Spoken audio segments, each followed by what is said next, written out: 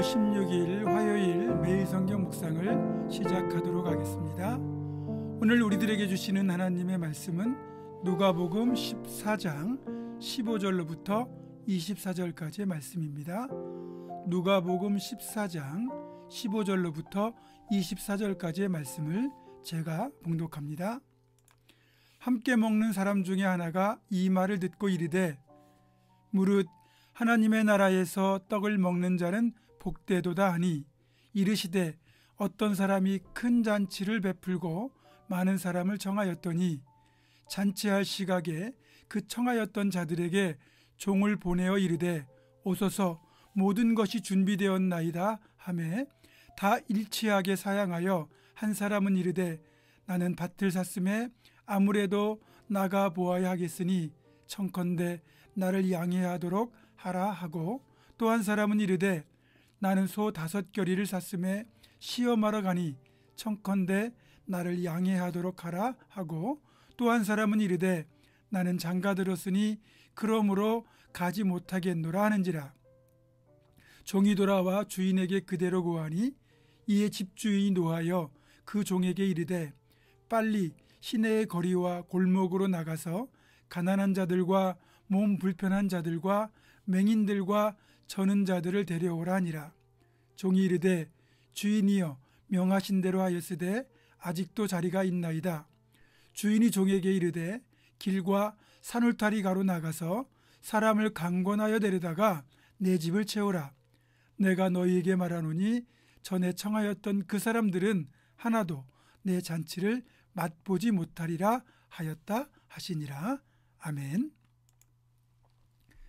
한 번은 주님께서 바리새인 중에 지도자의 위치에 해당하는 사람의 집에 초대를 받아서 식사를 하시던 일이 있었습니다. 식사 중에 이런저런 말씀을 하고 계셨는데 그 말씀을 듣던 어떤 사람이 이렇게 말을 합니다. 하나님의 나라에서 떡을 먹는 사람은 복되도다. 이 말을 들으신 주님이 그의 말에 대한 대답으로 해주셨던 비유가 바로 오늘 본문에 나오는 큰 잔치 비유입니다. 이 비유의 내용은 이렇습니다. 어떤 사람이 큰 잔치를 베풀고 많은 사람을 청하였습니다. 유대인들의 경우 유대인들의 잔치는 미리 언제 어디서 이런 잔치를 하니까 꼭 와주십사라고 미리 초청장을 발송하기 때문에 잔치를 누가 베풀고 언제 어디서 열리는지를 다 알 수 있습니다. 그러니까 초청을 받은 사람은 충분히 일정과 시간을 조정해서 잔치에 참석할 수가 있는 거죠. 위급한 상황이 아니라면 초청장을 받은 사람들은 모두 잔치에 올 것이라고 봐야 합니다.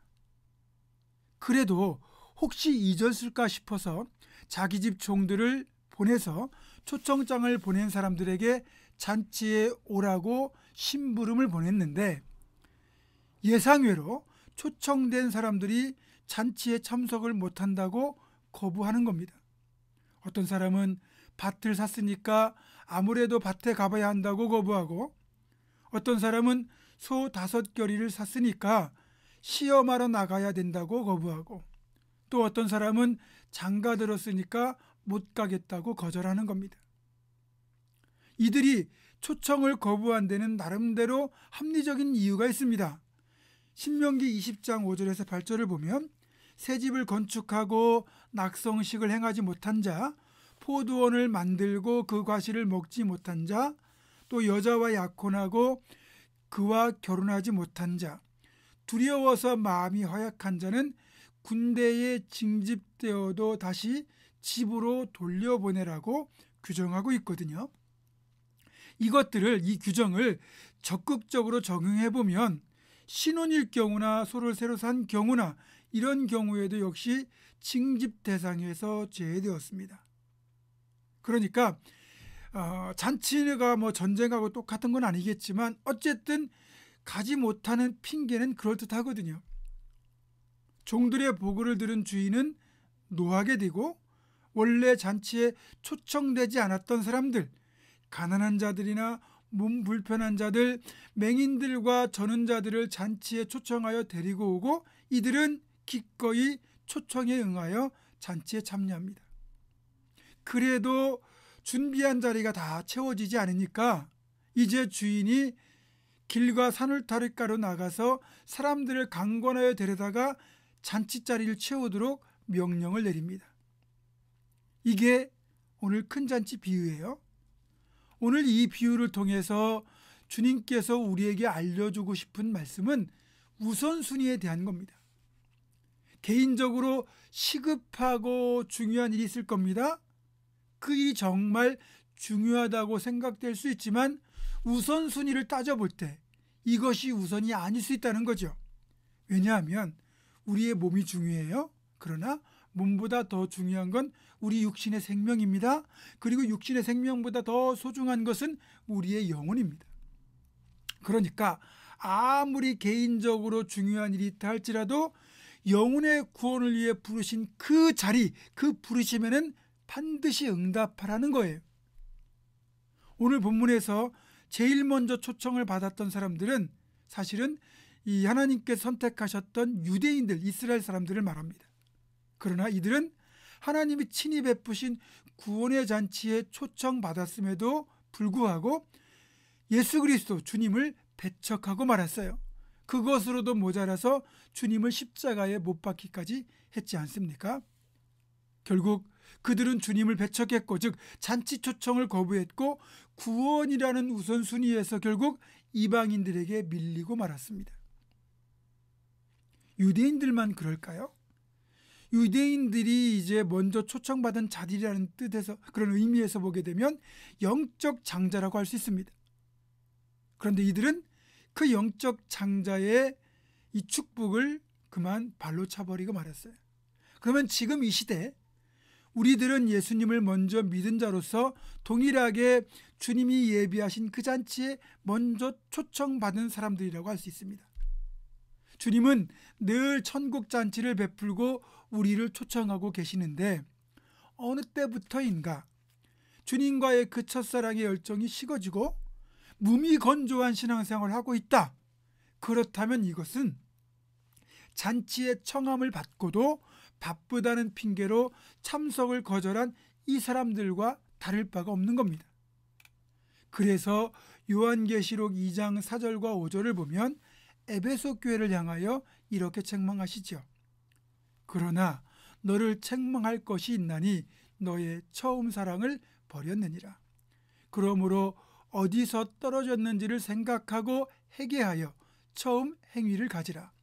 만일 그리하지 아니하고 회개하지 아니하면 내가 내게 가서 내 촛대를 그 자리에서 옮기리라.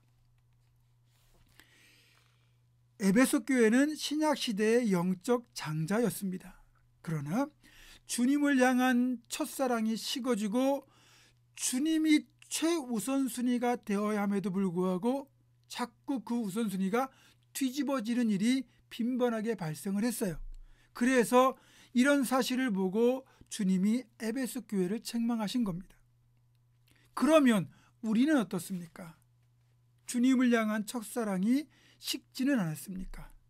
주님의 초청에 우리가 이런저런 핑계를 대며 초청을 거절하고 있지는 않습니까? 사랑하는 여러분, 이제 다시 우리 마음을 굳게 잡고 주님이 부르실 때는 무조건 응답하시고 주님의 초청에는 최우선적으로 달려가시기 바랍니다. 그것이 끝까지 영적 장자로서 복되게 살아가는 비결입니다. 그렇게 살아가시기를 주님의 이름으로 축원합니다. 기도하겠습니다. 고마우신 아버지 하나님, 우리를 주님께서 부르시고 이 시대에 구원받은 영적 장자로 삼아주셨는데 어느덧 첫사랑의 감격이 식어지고 구원의 감격이 사라지고 무미건조한 신앙생활을 하고 있지는 않은지요. 그래서 우리를 계속하여 부르시는 그 주님의 초청을 이런저런 핑계를 대며 거부하고 있지는 않은지요. 주님, 다시 한번 우리의 신앙생활, 우리의 삶을 돌아보게 도와주시고 어떤 일이 있더라도 주님이 내 삶의 최우선순위, 주님의 부르심이 내가 응답해야 될 가장 첫 번째 자리임을 기억하며 오늘도 그 주님을 더 뜨겁게 사랑하고 주님 부르심에 응답하며 살아가는 복된 하루, 복된 한 주간 되도록 인도하여 주시옵소서.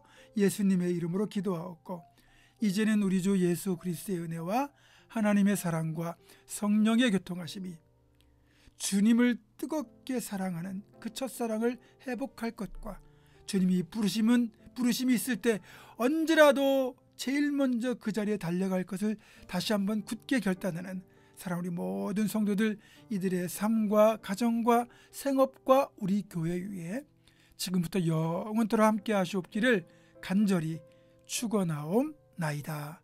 아멘.